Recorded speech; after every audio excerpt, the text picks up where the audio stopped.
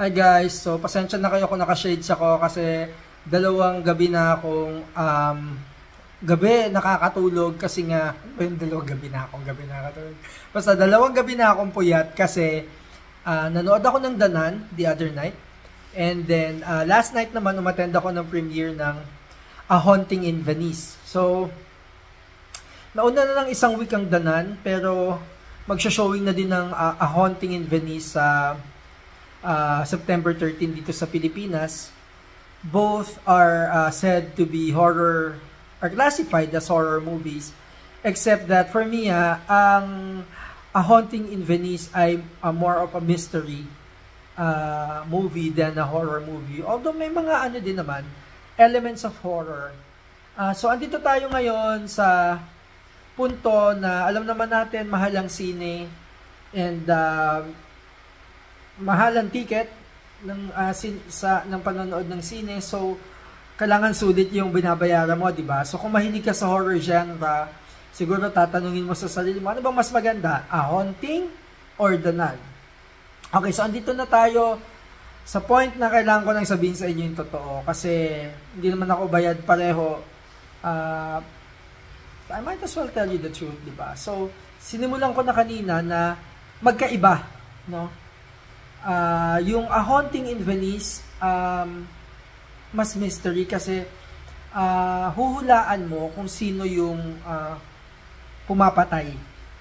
Hindi kagaya sa The Nun na supernatural. Parehong maganda yung cinematography, parehong magandang pagkakagawa. Both are shot in Europe. Yung isa sa France, yung The Nun, and yung isa naman sa Italy.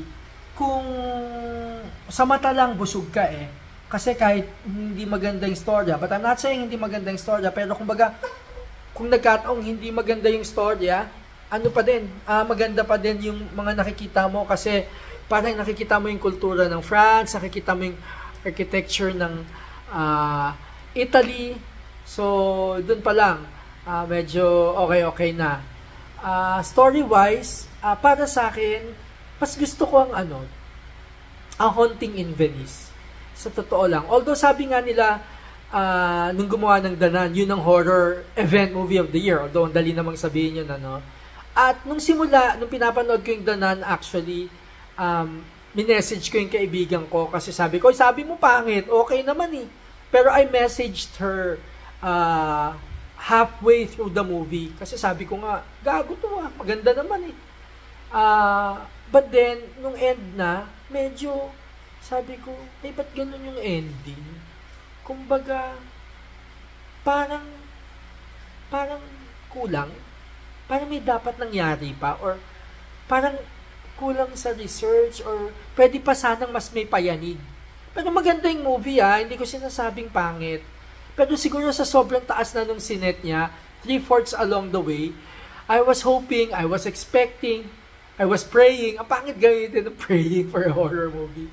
I was hoping na yung ending, kaboom. Pero, ewan ko, I don't know. Para sa akin, kulang. Yung A Haunting in Venice naman, actually, para siyang Sherlock Holmes. If you know the character, the fictional character Sherlock Holmes and his series of books,